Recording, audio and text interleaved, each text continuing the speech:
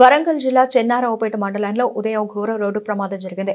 సుమారు 50 మంది కూలీలతో వెళుతున్న ట్రాలీ ఆటో ప్రమాదవశాత్తు బోల్తా పడింది. కూలీలందరూ చెన్నారావుపేట మండలం జీడిగడ్డ తండా నుండి నర్సంపేట మండలం ఇటుకలపల్లిలో మిర్చి ఏరడానికి వెళుతున్నారు. ఈ ప్రమాదంలో భానుతో భూక్యా అనే కూలీ మృతి చెందగా మరో ఇద్దరి పరిస్థితి విషమంగా ఉన్నట్లు తెలుస్తోంది.